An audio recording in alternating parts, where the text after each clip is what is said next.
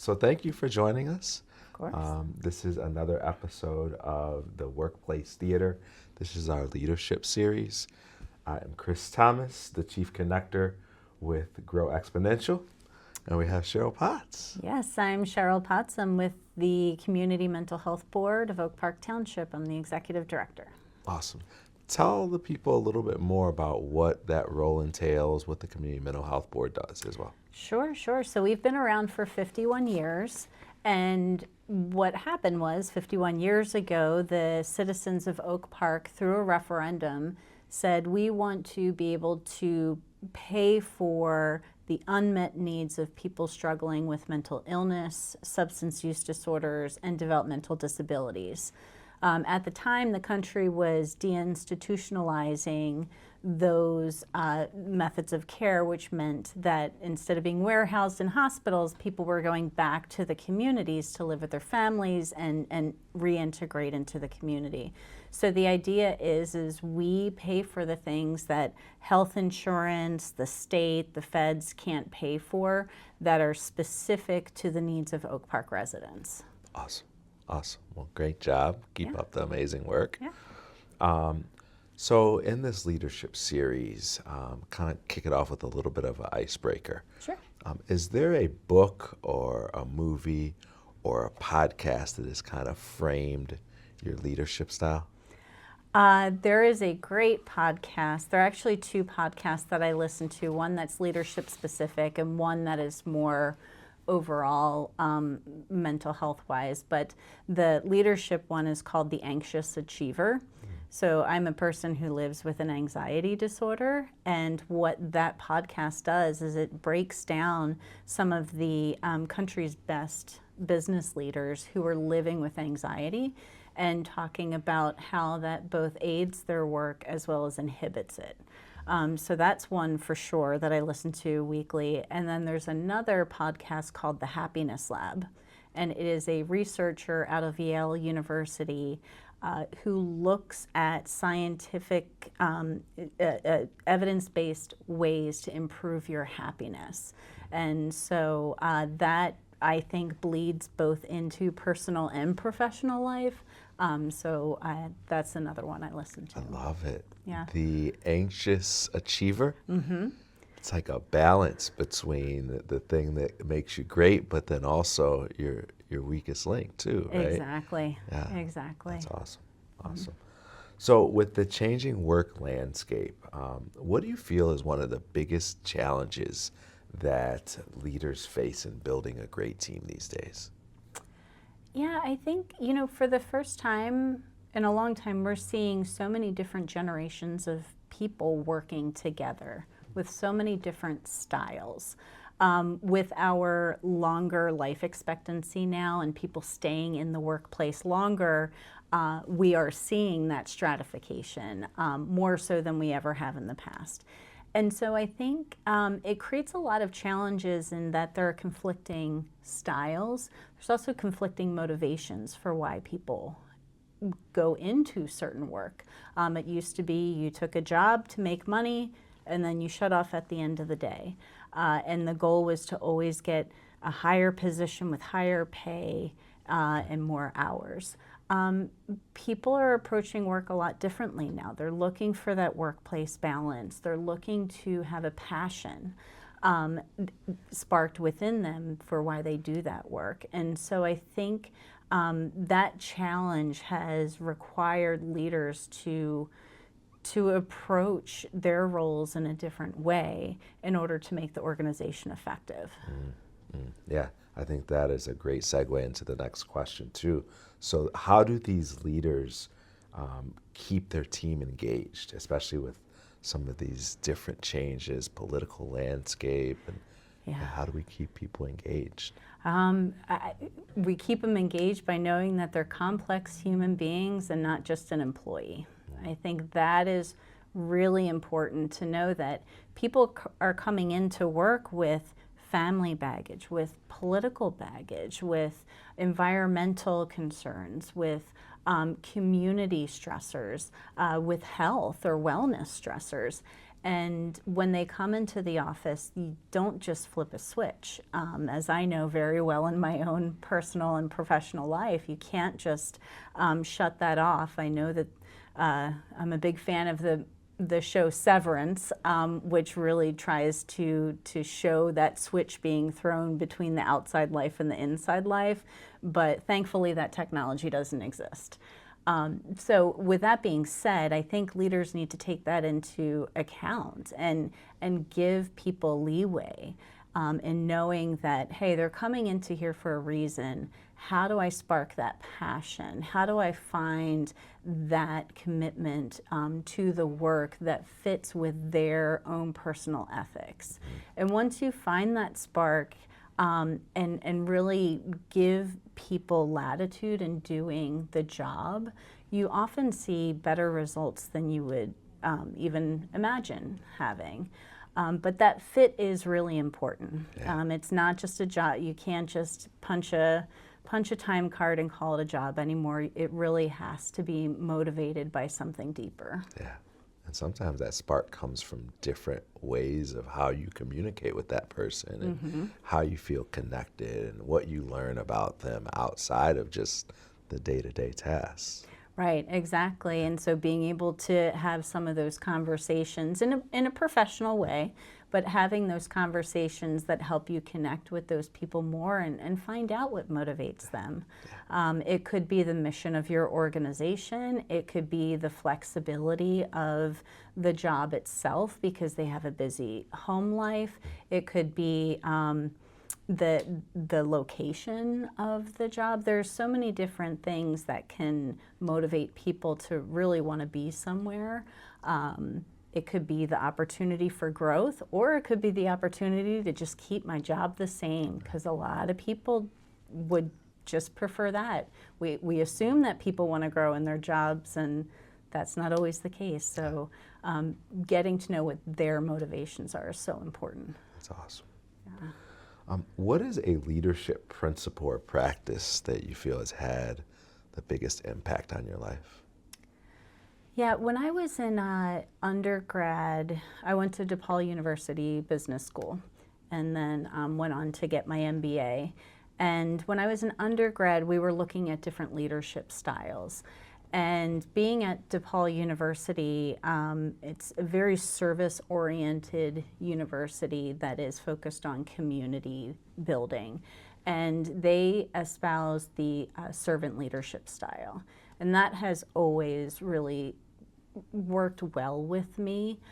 Servant leadership is where you don't consider yourself above the team. You consider yourself a servant to the team. And so when I look at my leadership style, what I want to do is I'm always motivated by the mission of the organization I work for. Mental health and substance use and developmental disability access to care is really important to me.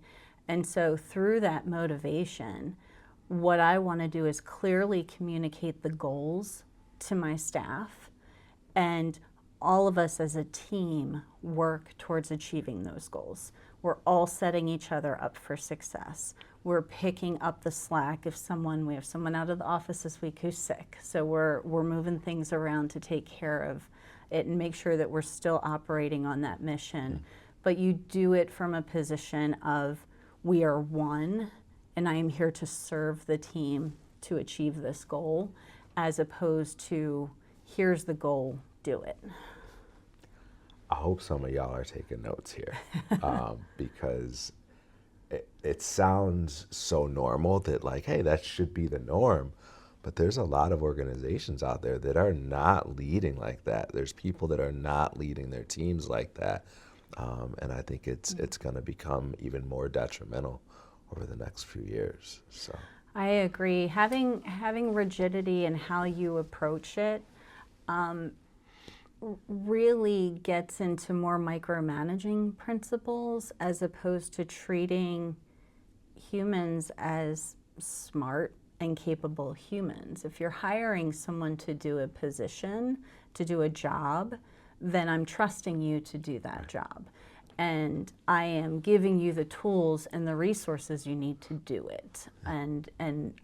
But you're right. There are many businesses. There are many just whole industries that operate on a rigidity that I think is going to hold them back. Yeah. So if there was just one shift, only one, that you believe leaders should focus on in order to thrive in 2025, what do you think it would be and why? I think it's this idea of focusing on outcomes and the mission as opposed to outputs, and understanding and trusting your staff and making sure they have the resources to achieve the outcomes as opposed to focusing on the output. So do I care if someone is coming in at 9:30 and then they leave at 4:30 because they have to do something with their school-aged child? At the end of the day, that's not what I'm worried about. What I'm worried about is, here's your job description. Are you doing what you're supposed to be doing? Are you engaged? And I'm not looking at what they do in one specific week. I'm looking at it from a macro level. Are we all working well together? We have a 3-year strategic plan. Are we delivering on those goals? Because if we are, then you're doing something right. I also think having flexibility, I see this in both the job market and in a professional life, but I also see it in parenting right now. This striving for perfection with everything, it's not possible. And if you set that up as the expectation, you're going to be sure to fail. Instead, and sometimes I'll communicate to some of my coworkers here, here's a project we need to do. This can be a C+. We just got to get it done. Here are the things that have to be an A+. Right. But here are the projects where we get it done. If it's not perfect, it's okay. And I think understanding the difference is important, and communicating that expectation is important as well. So that would be That's a hard one to know, like, it takes a lot of planning to know, okay, this can be a C+, but we need A+ in these areas, because you have to know what all those areas are and what you're good at and what your capacity is at the time. Right. So it takes a lot of kind of knowing your team and the makeup of the team and what's going to make them thrive under those circumstances too. Right. Because at the end of the day, what I think it results in is less burnout. Right. But it is having to prioritize, looking at the landscape and say, okay, well, these are the things we have coming up, and these are the things that, without a doubt, have to be an A+. Right. In our work, looking at the finances, and we are beholden to the taxpayers, making sure that we are utilizing those tax dollars to the best of our ability. That is an A+. There's no way that can never be a C-. But we are writing a report to the board, and we have to get it out quick. It's quickly, not something that we can spend weeks and weeks on. Then if it has a few errors in it, writing errors, like, it's not the end of the day. Right. So understanding those things. Where the scrutiny will come. Exactly. Right? Exactly. Absolutely. Well, this has been awesome, very insightful. Any kind of pieces of advice that you would like to share to any leaders that maybe challenged with change these days? Some advice. I think self-care is so important. So important. It's something I did not learn until I was my late 20s, and it resulted in some difficult times for me. So self-care is really important. What do you, just for people that may take that loosely, what does that mean to you, self-care? Self-care to me isn't going to the spa every weekend, although if anyone wants to send me to a spa every weekend, I will not back down. I will take that. No, but it's just taking time for myself. So I'm an introvert, which a lot of people don't realize because I'm out in the community. I'm always talking to people.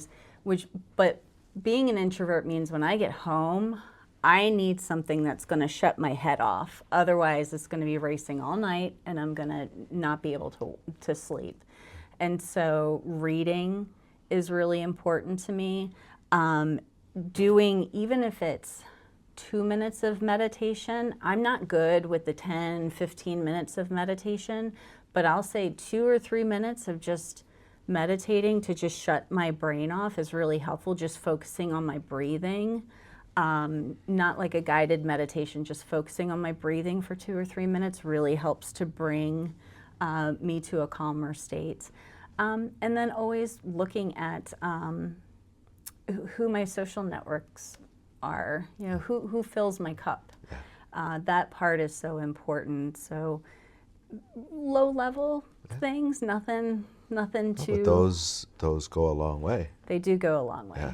They definitely do. And being able to be honest with yourself and with others about what's going on. So if, and you probably know this about me, if someone asks me how I am and if I'm not doing well, I'm going to tell you I'm not doing well. So, and I am struggling right now. And just being able to verbalize that, I think, helps to also like bring you back to center a little bit more. Be honest with yourself and others, right? Always. Love it. Well, this has been amazing. We appreciate you taking time. Yes. For people that want to just learn more about you, where's the best way they can tap in? Sure. So I'm not a big social media person. I'm not on any platforms, but I am on LinkedIn. So you can reach me through, it's Cheryl, Cheryl. Last name is Potts, like pots and pans, but with 2 T's, Potts. And then right here at the Community Mental Health Board, my email address is cpotts@cmhb-oakpark.org. Awesome. So yeah, and I love to hear from people, and we're always here to help. Awesome. And they're right here at the Community Rec Center in Oak Park, you all on Madison. So if you're ever getting some donuts or coffee at Dunkin' Donuts, stop by. I know that she's always here working. So Yep. And we love having people walk in and see us. So if you're getting your workout on and you want to pop in afterwards, we'll be here as well. Awesome. Stay tuned in. Thank you for tuning in to another episode of the Workplace Theater. This is our leadership series. And this is Chris Thomas signing off. Hope to see you soon.